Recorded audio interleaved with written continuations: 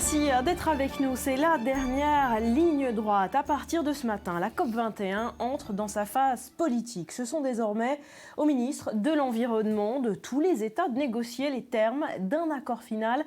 Un accord attendu ce vendredi. Mais des prolongations ne sont pas exclues. Océane Nicole. Une première semaine de négociations qui a abouti à un premier résultat. Les négociateurs des 195 pays réunis pour la COP21 ont adopté une ébauche d'accord sur le climat. Si elle est loin d'être suffisante, il s'agit quand même d'une étape clé avant l'accord final. Les négociateurs ont préparé un texte avec plusieurs options pour chaque paragraphe et ce sera au ministre de chaque pays de choisir ce lundi. Je veux saluer le travail des négociateurs qui ont remis leur texte ce matin. Il préfigure ce que peut être la conclusion. Mais ce n'est pas encore l'accord.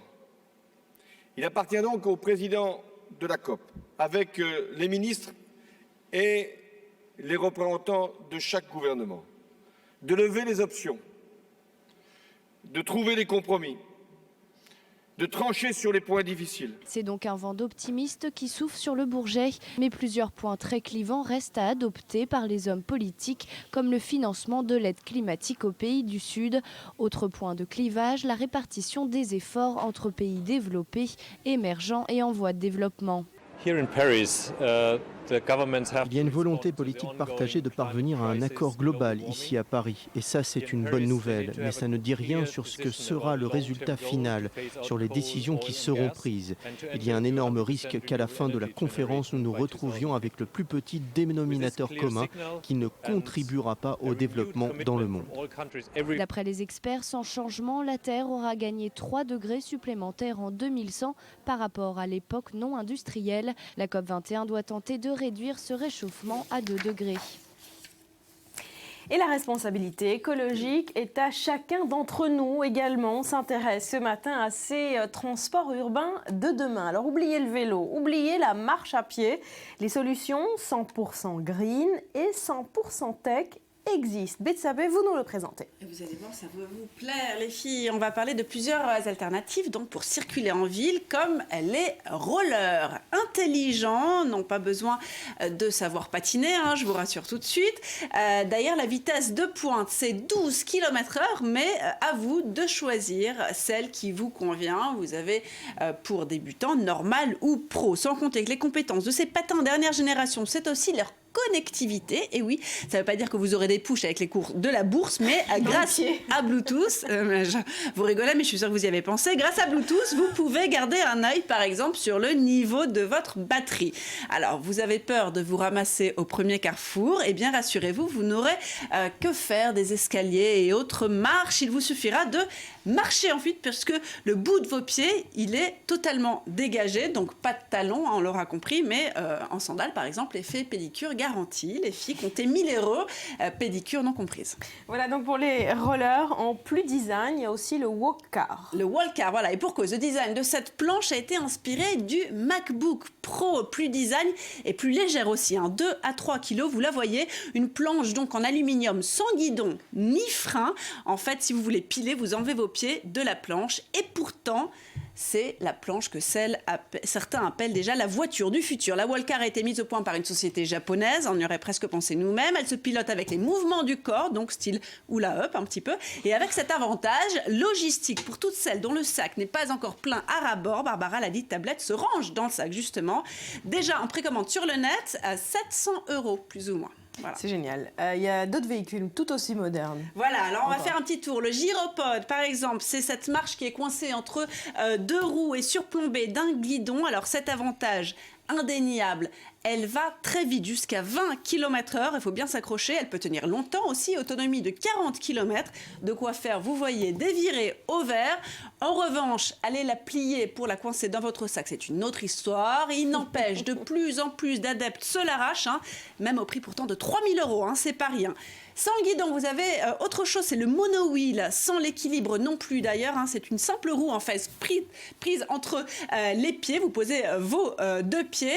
On nous dit que ça peut prendre un peu de temps avant d'être méprisé, un avertissement ponctué quand même d'une promesse. Et sans doute, ce qui en fait le moyen de locomotion branché, une fois l'équilibre trouvé, eh bien, le monowheel permet de se déplacer tout en téléphonant ou en mangeant un sandwich. Barbara, exactement, vous pouvez lire Le Monde si vous voulez, ou un autre journal. Et des personnes de plus de 70 ans, attention, ont mis à peine une demi-heure pour les avec. Moi, ça me rassure. Quelques conseils quand même avant de commencer, en quelques secondes. On regarde droit devant soi. Pas de fesses en arrière, pas les yeux qui regardent. Si on fait ça, on n'y arrivera pas. C'est vraiment pareil. On se penche, on se tient bien droit. On se penche en avant pour accélérer, sur la pointe des pieds ou sur les talons pour ralentir. Voilà, une petite danse du corps et de l'équilibre pour commander. Donc ça coûte 500 €, c'est quand même abordable. Tout aussi branché, vous avez le Smartboard. Alors ça aussi, ça a de plus en plus de succès. C'est cette sorte de skate électrique avec 2 roues qui roule à 10 km/h. Jusque-là, tout va bien. Par contre, un conseil, si vous voulez avoir l'air cool, entraînez-vous un petit peu avant de sortir avec. Regardez.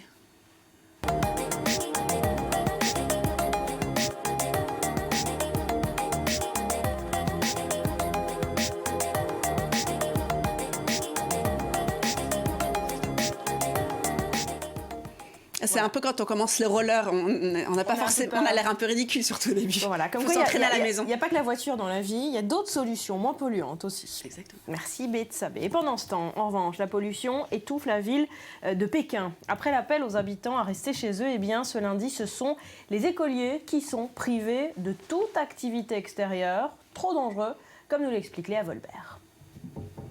À partir de dimanche et jusqu'à mercredi, les établissements scolaires pékinois sont appelés à suspendre toute activité en extérieur. Depuis près d'une semaine, Pékin vit l'apocalypse, un phénomène de plus en plus fréquent dans la capitale chinoise. La ville entière plongée dans un épais brouillard imprégné d'une âcre odeur de charbon. Les autorités lancent une nouvelle fois l'alerte orange, le niveau d'alerte pollution le plus élevé depuis le début de l'année. Les Pékinois sont invités à rester chez eux, une solution difficilement envisageable pour certains.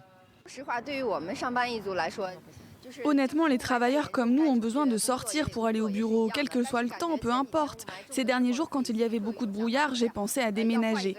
Ici à Pékin, le brouillard est vraiment trop important. Il peut réduire l'espérance de vie de 5 à 10 ans.